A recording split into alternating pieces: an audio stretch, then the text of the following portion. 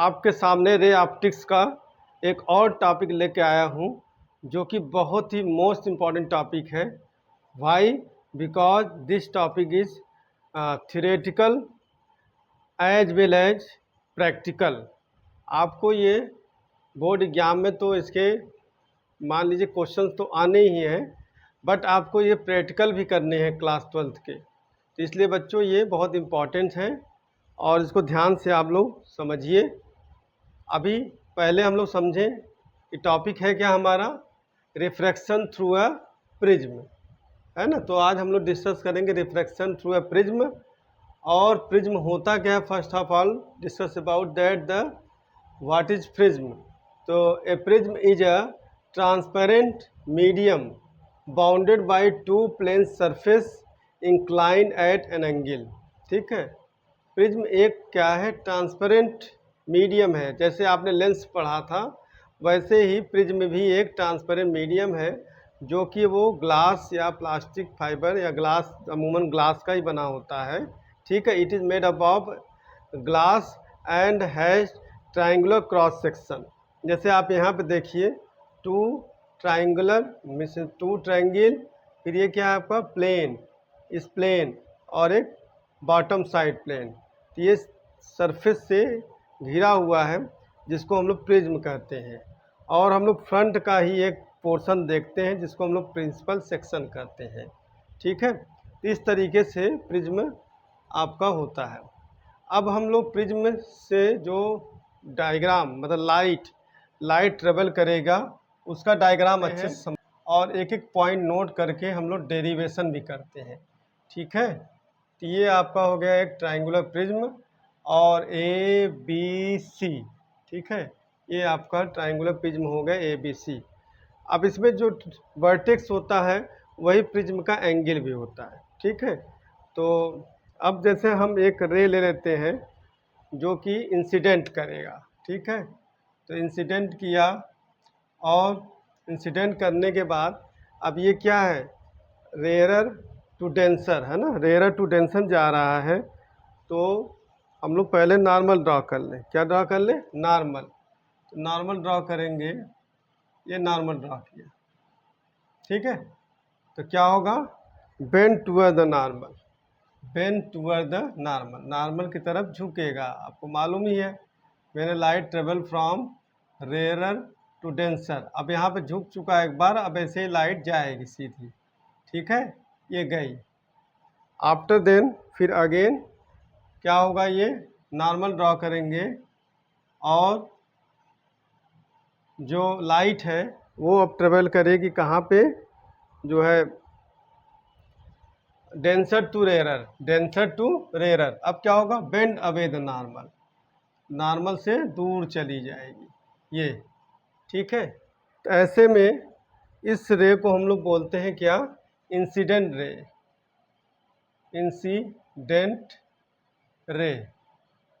ठीक है, और ऐसे को ये क्या, रे निकल रही है, बाहर की तरफ आ रही है, इसलिए इसका नाम होगा बच्चों क्या, emergent ray, emergent ray. Okay, emergent ray. अब हम बात कर लें कि जो नॉर्मल से एंगल बनाएगा उसको हम लोग बोलेंगे incident angle. After then here reflected angle. तो आपने माना अब इधर भी एक है, तो इसको आप एक को मान लीजिए आर, तो दूसरे को आर डैश। ठीक, अब जो ये नॉर्मल से ये एंगल बनाएगी इसको हम लोग आई डैश, कुछ बुक्स में आई डैश, और एनसीईआरटी के बुक में जो है ई से इमरजेंट या आई डैश, जो आपको सुटेबल लगे उस पॉइंट को ले लेना है। ठीक है, अब उस रेज की नेमिंग भी कर दीजिए आप लोग। ये होगा पी क्यू, है ना, ये हो गया आपका पी क्यू, और इधर आ गया आपका आर एस। ठीक है, अब एक बात और निकल के आती है, जब हम इंसिडेंट रे, है ना, इंसिडेंट रे को प्रोसीड करते हैं आगे की तरफ। ठीक है, और इमरजेंट रे को हम बैक साइड, पीछे की तरफ ले जाते हैं। तो ये जाकर मिलती है उस इंसिडेंट रे पे और एक एंगल बना देती है, उस एंगल का नाम होता है angle of deviation. Okay, angle of deviation, जिसको हम डेल से दिखाते हैं। तो ये हो गया आपका एंगल ऑफ डेविएशन। तो सारी बातें आके टिक जाएंगी एंगल ऑफ डेविएशन पे। ठीक है, अब इस पॉइंट को हम लोग मान लेते हैं एन और ये एम।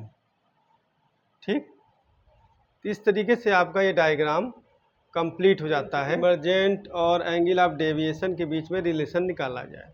ठीक है, तो बहुत सिंपल है बच्चों, दो चीज़ लेके चलिएगा, एक क्वाड्रिलेटरल, एक ट्रायंगल लेके चलिएगा, आसानी से प्रूव हो जाएगा। तो आइए, in A Q N R, है ना, ए क्यू एन आर क्या होगा, angle A plus angle Q N R equal to 180। क्यों? क्योंकि sum of opposite angles equal to 180 होता है ना। क्वाड्रिलेटरल में क्या होता है, अपोजिट एंगल का सम क्या होता है, 180 डिग्री। ठीक, किसी भी क्वाड्रिलेटरल दो अपोजिट एंगल का सम 180 डिग्री होगा। ठीक है, इक्वेशन 1 कर लीजिए। अब आइए इसमें in triangle Q N R क्या करेंगे, angle R plus angle R dash plus angle Q N R equal to 180 degree. ये क्यों हुआ? क्योंकि since sum of angles in triangle क्या होता है बच्चों, 180 डिग्री, है ना। बहुत ही सिंपल है ना, कोई इसमें वो नहीं है कि कुछ बहुत ज़्यादा लॉजिक लगाना। अब देखो 180 ये भी बराबर है 180 बराबर, तो दोनों इक्वेशन से क्या इक्वेट कर दीजिए। तो from equations 1 and 2 we have क्या मिलेगा बच्चों हम लोगों को, angle A plus Q N R equal to R plus R dash plus angle Q N R. Q N R cancel हो गया, तो ए इक्वल टू क्या हुआ, ये साइन हटा सकते हो सिंप्लिसिटी के लिए। ये हो गया क्वेश्चन नंबर 3। ठीक है, तो इस तरीके से ये आ गया। अब हम लोग क्या करेंगे कि लेंगे एक्सटीरियर एंगल, है ना। तो अब उस कौन सी ट्रायंगल, नाउ ट्रायंगल ले ले हम लोग ये क्यू एम आर, ठीक है ना, क्यू एम आर क्या होगा, देखो डेल क्या है, एक्सटीरियर एंगल है, तो एक बार लिख दो ऐसे, एक्सटीरियर डेल, है ना, एक्सटीरियर डेल। अब यहाँ देखो बच्चों, एक चीज़ देखिए आप लोग सभी लोग कि ये वर्टिकली अपोजिट एंगल से पूरा क्या होगा, आई होगा, है ना, ये पूरा आई होगा, ये आई है तो ये आई, लेकिन ये क्या आर है, तो ये कितना होगा बच्चों, आई माइनस आर। ओके, ये हो गया। ऐसे इसमें भी ये वर्टिकली अपोजिट एंगल है। ठीक, तो ये आई डैश है या ई, जो आपकी इच्छा हो, तो आई डैश ले लेते हैं। तो आई डैश ये पूरा है ना, ये पूरा आई डैश ये आर है, तो ये क्या होगा, आई डैश माइनस आर हो गया। ठीक, तो आपको एक्सटीरियर एंगल क्या कहता है, sum of opposite interior angle, तो I minus R plus I dash, है ना, I dash minus R dash बेटा, है ना, ये आर डैश है तो आर डैश कर लेना है, आर डैश, ये हो गया। ठीक, अब क्या करो, एक्सटीरियर समझने के लिए लगाया था, हटा दो। अब देखो ये आई डैश है, आई डैश एक साथ कर लो, आई प्लस आई डैश। ठीक, देखो इसमें भी माइनस इसमें भी माइनस, माइनस कामन ले लो और क्या बन जाएगा, आर प्लस आर डैश। ठीक, अब इसमें इक्वेशन 3 यूज कर लो, तो R del equal to I plus I dash minus क्या हो जाएगा ए। ठीक है, तो ये क्वेश्चन नंबर 4 हो गया। इसमें लिख देना यूजिंग इक्वेशन 3, है ना। इस तरीके से ये आ गया आपका del equal to incident, emergent and angle of prism.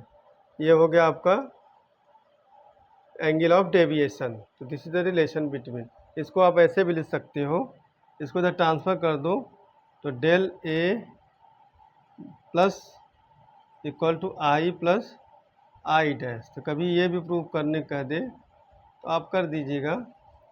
और इसको लैंग्वेज में अगर लिखेंगे तो क्या लिखेंगे, एंगल ऑफ, है ना, एंगल ऑफ डेविएशन, ठीक, प्लस एंगल ऑफ प्रिज्म, है ना, इक्वल टू एंगल ऑफ क्या बेटा, इंसिडेंस, है ना, incidence plus angle of emergence, ये इमरजेंस, ठीक। तो दिस इज द रिलेशन। ये आपको पूछता है तो यहाँ तक करेंगे, है ना। यहाँ पे देख रहे हैं आप जो रिजल्ट आया, del is equal to I plus I dash, that's mean emergent angle and prism angle. तो आप देख रहे हैं 10 angle deviation depends upon the angle of incidence पे करता है। फिर इसके बाद हम लोग ग्राफ प्लॉट करेंगे, यही ग्राफ आप लोग प्रैक्टिकल में भी बनाएंगे, ठीक है। आप डिफरेंट इंसिडेंट और उसके बाद इमरजेंट रेज को निकालेंगे, टेबल बनाएंगे, ग्राफ प्लॉट करेंगे। तो आप देखेंगे जो इंसिडेंट है वो इमरजेंट एंगल के बराबर जब होगा तो आपको क्या मिलेगा, मिनिमम डेविएशन मिलेगा, ठीक। मीन्स यहीं से क्या होगा, दोनों तरफ सिमेट्रिकल वे में जाएगा, है ना। क्यों, क्योंकि अगर आप इस एक्सप्रेशन में आइए 4 में तो देखिए क्या, आई प्लस आई डैश माइनस ए। तो आप अगर आई इंसिडेंट के लिए ग्राफ प्लॉट किया, ठीक, तो अगर आप इंटरचेंज कर दीजिए आई डैश को आई से और आई को आई डैश से, तो फिर आपको रिजल्ट उसी तरह मिलेगा। तो इस तरह से देखा जाए सिमेट्रिकल ग्राफ है, और इस वे में I is equal to I dash, तो वहाँ पे मिलता है आपको मिनिमम डेविएशन। तो इसी कॉन्सेप्ट को अप्लाई करके हम लोग जो है आगे और एक फार्मूले को डिराइव करेंगे जो इम्पॉर्टेंट है। फॉर अ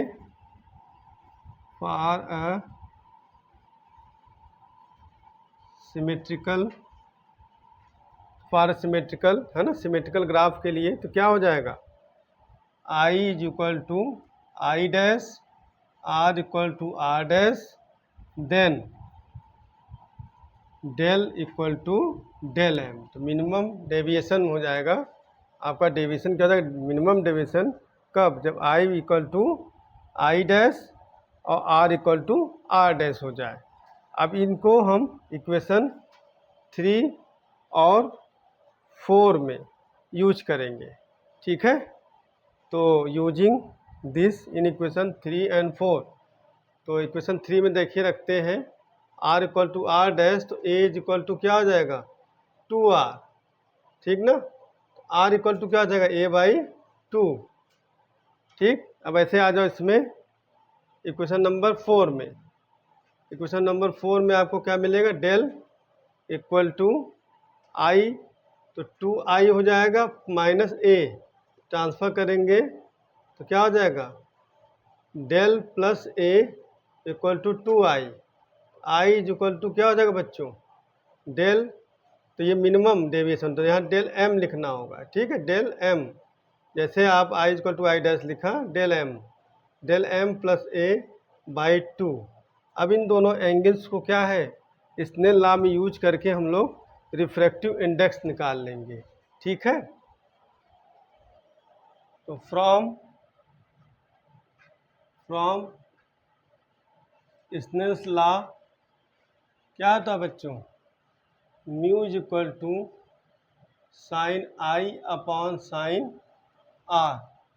तो mu is equal to sine I की वैल्यू रख दीजिए, आई क्या है, del M plus A upon 2, तो del M plus A upon 2, ठीक है। उसके बाद अपॉन आर की वैल्यू देखो क्या है बच्चों, आर का है ए अपॉन 2, तो साइन ए बाई 2। तो this is the next derivative formula, है ना। ये क्वेश्चन नंबर 6 कर लीजिए इसको, ये भी पूछता है एग्जाम में, ठीक है। तो इसके लिए भी हम लोग करते हैं। तो लास्ट फाइनल आप रिजल्ट देखने जा रहे हैं, तो क्या कॉन्सेप्ट लगाएंगे कि स्मॉल एंगल के लिए, ठीक, एंगल प्रिज्म क्या स्मॉल हो, दैट मीन्स थिन प्रिज्म हो, तो आप साइन थीटा का क्या लिख देंगे, थीटा लिख देंगे। तो आप लिखेंगे mu is equal to del M plus A upon 2, और साइन ए बाई 2 को क्या लिख देंगे, ए बाई 2 और ए अपॉन 2, 2 से 2 कट जाएगा, तो mu is equal to del M plus A upon A, ठीक है। अब आप इसको जो है और सॉल्व कर लीजिए, तो mu A is equal to del M plus A को ट्रांसफ़र कर दीजिए, तो del M is equal to ये इधर आएगा, तो आप क्या करेंगे म्यू -1 और ए कामन ले लिया, तो ये आपका एक नेक्स्ट फार्मूला हो जाएगा 7। कभी ये स्मॉल एंगल के लिए पूछे डेविएशन निकालिए तो आप इसको करेंगे, ठीक। तो स्मॉल डेविएशन में क्या डिपेंड करेगा, एंगल ऑफ प्रिज्म और रिफ्रैक्टिव इंडेक्स। इस तरीके से बच्चों आपका जो प्रिज्म का कॉन्सेप्ट है, आपको सिंपल वे में डायग्राम आना चाहिए, और फिर ग्राफ ये इसलिए है कि प्रैक्टिकल में भी यूज किया जाता है और यहाँ भी बनाने कहता है, तो प्लॉट कर दीजिएगा। एक इम्पॉर्टेंट फार्मूला ये निकल के आया ना, mu is equal to sine del M A upon 2 sine A by 2, इससे न्यूमेरिकल्स भी पूछते हैं, और इससे भी न्यूमेरिकल्स या एमसीक्यू या शॉर्ट क्वेश्चन भी बनाता है, ठीक है। तो इस तरीके से आपको बच्चों प्रिज्म का जो कॉन्सेप्ट था कि इंसिडेंट आफ्टर द रिफ्रैक्ट, फिर यहाँ से इमरजेंट, फिर आपने इंसिडेंट को प्रोसीड किया, बैक साइड ये आया इमरजेंट, जहाँ पे मिलते हैं वहाँ पे एंगल बनता है, जिसको हम लोग एंगल ऑफ डेविएशन बोलते हैं। सिंपल लैंग्वेज में डिफाइन कर सकते हैं, the angle between emergent ray and incident ray is known as angle of deviation, ठीक है। तो बच्चों इस तरीके से आपका ये प्रिज्म का कॉन्सेप्ट क्लियर हो गया होगा, आई होप, और thanks a lot join to with us, thank you.